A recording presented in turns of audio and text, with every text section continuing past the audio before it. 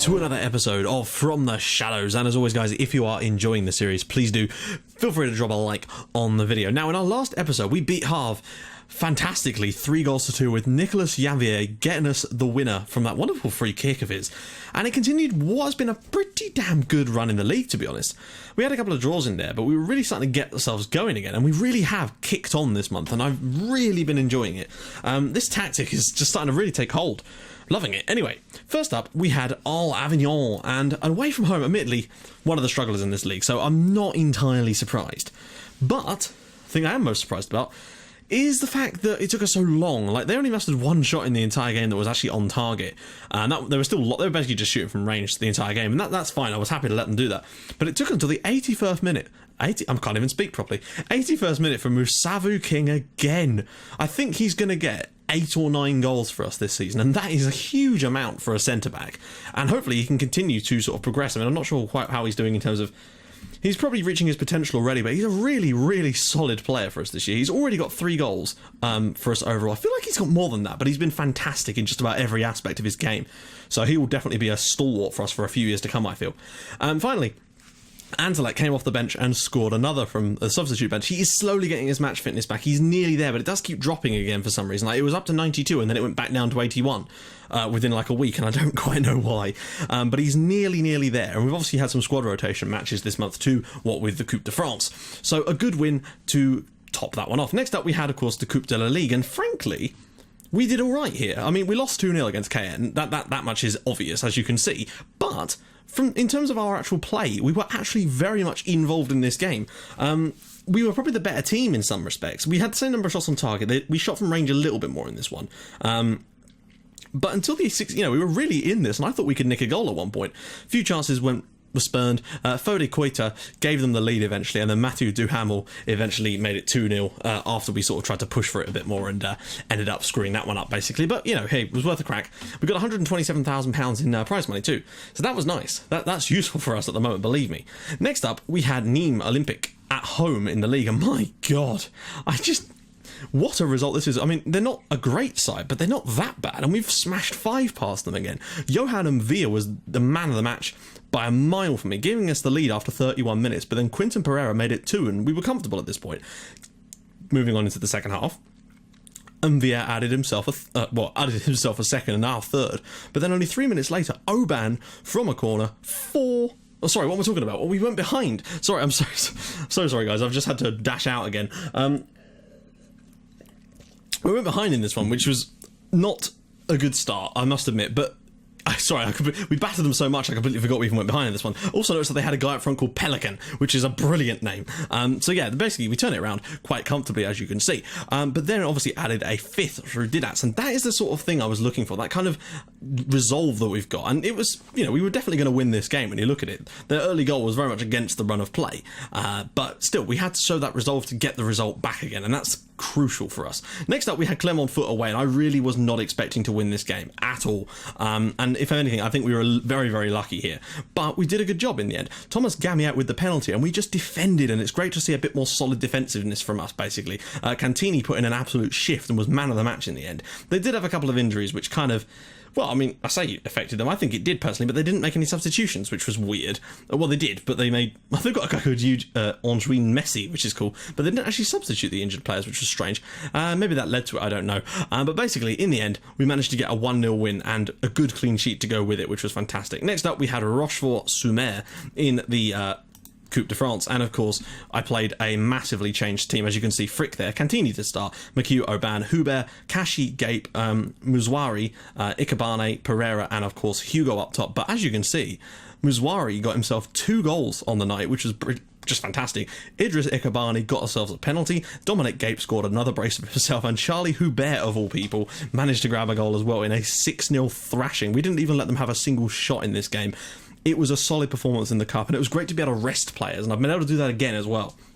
It was just great to be able to rest a lot of players, get some of these guys a little bit of a run out. I've also sent Dominic Gape out on loan for a little bit for the rest of the season to Clermont Foot, of all places, just to try and get him some more first team football, because he's not quite there yet, but he will be soon. Next up, at home, again, Stade Lavallois. Bang! I don't know where it's happening. This was a weird one because I actually forgot to make substitutions early on in this one, and maybe I say it would have cost us. I mean, Hakim Jabali was absolutely unplayable in this game. Not only did he get 3 goals, but he also assisted for Didatz's goal. It was just, he had an absolutely lovely day. Gave us a lead on 17 minutes, but then annoyingly, Maxime Bourgeois insta-highlight, and it was 1-1. I thought, okay, we're going to be in for a tough game here. Q, second half. Jabali on 61 minutes, just as I was about to make a substitution, actually, made it 2-0. I was going to bring him off, because at the time he wasn't really playing that well, despite having scored the goal. He'd missed a couple of good opportunities, and we were going to make the change. But, as a result of the goal, I thought, fine, we'll hang on for a little bit. Now, it took a little while. It was 2-1 at this point. It was a little bit on the fence. They did start to come out a little bit, and that's when the counter-attacking play really did come into its own. Didatz's goal, played through by Jabali, out wide, dropped it in behind, and Didatz running onto it to make it 3-1 to Paris FC, which was great.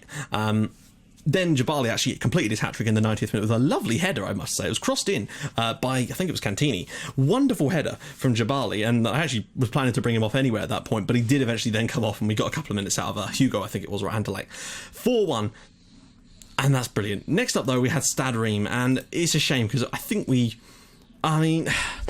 to concede a goal so late, to lose our not winning streak, but well, it was a winning streak too, but to lose our sort of unbeaten run. I think it was 11 games unbeaten we'd gone, and I thought we were going to do it. Petr 10 had come off injured, so did Hakim Jabali. 10 is going to be out for 2 months with a hip injury. I've sent him to see a specialist because it was going to be 3 months initially.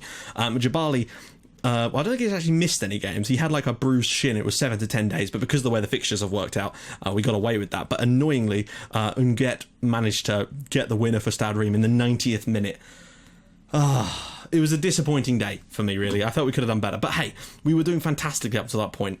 Next up, we had the 8th round of the Coupe de France. And of course, we won, but once again with a really rotated team. Frick, Cantini, McHugh, Aubin, Hubert, Kashi, Pereira, Missilu this time, Ikebane, Richard and Hugo up top. Hugo's goal followed up with a 92nd minute from Jean-Claude Djorkaeff.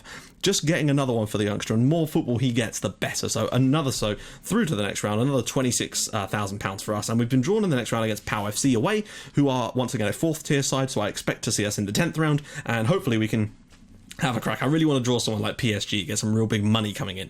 But all of that basically leaves the league looking like this. We are 3 points clear at the top. That win, the game against Stade Reims. If we could have just at least got a draw from that would have been just great, because it would have stopped them from barreling in behind us as well. But as you can see, we are 7 points clear of dropping out of the promotion spots at the moment and looking fairly comfortable. Angers and obviously Havre in there. We've got to play Angers in the next game, so that's going to be tough, as is today against Valenciennes, but not quite as tough, you'd feel. So yeah, let's just take a quick gander and see what we're looking at for key passes. Look at that, Didac is just running away with it now. Pereira is also doing a bloody good job as well. Are you joking? Boilion plays for Angers. That's brilliant, because it's not, he wanted to leave and join a club with better players. I'm liking that, because, we're top of the league and they're not. Brilliant. Wanga! Anyway, so moving on to the squad. Top goal scorer, of course, is Hakim Jabali with 10 goals in technically 21 appearances. So, nearly what we want from him, basically. Didac has got 6 as well. Pereira with 5, not bad. As for assists, though, Jabali has 9 assists and 10 goals. He's been so good, and Didac has got 9 assists as well. There's a lot of assists going around because of the way that we play, but what about that for Jabali? He's playing like the ultimate advanced forward. He still isn't on a full contract with us. He's not even got a contract. He's a non-contract player, and he's one of the top scorers in this second tier of French football without actually having a contract. I did try to offer him a contract, but he wanted $5,000 a week. He's not $5,000 a week's worth of player. I'm sorry. I wouldn't even mind losing him at the end of the season if that's to be the case, to be honest, because I'm hoping that if we can get up, we'll get a little bit more cash, because he's just not worth $5,000 a week. He's not that good. He's decent, but how is his match? Oh, of course, because he's been out injured, isn't he? Player of the match, obviously, Didac and Jabali with 3 apiece. Average rating, Ikebane, but he's not really played enough. Pereira's the one for me there. Aerial challenges, Aubin with 78. Key passes, of course, 86 for Didac, but Pereira's in there too. He's done well in the Cup, because he has played, of course, in the Cup. Key tackles, 11 for Cantini. Interceptions, 228 for Aubin. And, of course, value is Anderlecht, who probably still has poor... He's getting there. He's nearly there, but look at this. He's really fallen as a result of not being able to get fit, and I don't really know what to do about that at the moment. Right, so... let's jump straight in. We got Paris. Oh, wow, they're playing the Christmas Tree of Doom. How dare you? I don't know how this is going to work. This is interesting. They're playing a very sort of similar system to my the one I'm using on my other save. This is going to be a tough one for us, I'll admit. But I feel like we've probably got enough in the tank to try and make things happen. Unfortunately, with 10 being out injured, it does mean we're going to have to use sort of fill-in fullbacks at the moment, and that is not really what I'd like. If I'm honest, I'd rather have Hubert in there. I know that because at least he is actually a fullback. That is his main sort of role in the team, is as a fullback, whereas McHugh is a centre-back and he's not quick at all. So I'd rather put Hubert in, just because he's a good young talent anyway. Is Jabali not... It's tough with these strikers at the moment. Is it time to give Hugo a run out, or do I just stick to what we know best? He's not that much... No, I'm sorry, I'm sticking with Jabali. He's done well this year, and I feel like he deserves to stay in the team like that. I'm actually not going to bring... Who else are we going to bring in? Oh, Dominic Gibb's not actually left yet. I'm thinking perhaps... I'm going to bring on Saric for McHugh. If we do need a defender, I'm going to bring on Kylian Philippe, who is wanted by some big sides, and I can sort of see why already. But, you know, we hope to keep him on. He's got hilarious hair, and that's always a good sign. So let's submit this team, and we just need a good win. I think we've won all our live comms this season so far, and that's surprising considering how bad we've done in previous seasons with the live comms. Yep, don't know who he is, so that's good. I'm just wondering how these tactics are going to sort of play up against each other. It's going to be a little bit of an interesting experiment, if nothing else. But I really do want to see us get the win here. We've only lost 3 games all season so far. We've got a little bit of a gap at the top, but I want to make sure that we keep that gap.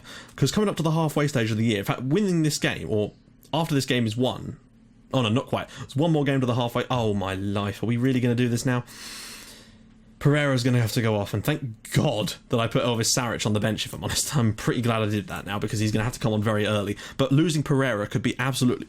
Oh, wow, okay. That's not good at all.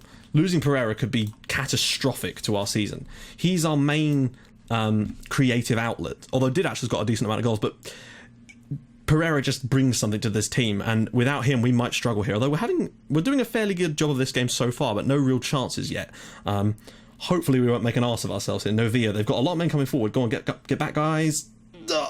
Oh, I thought that was going to be one of those clumsy clusterfuck goals, but we've managed to get away with it. We've had a few half chances, it would seem.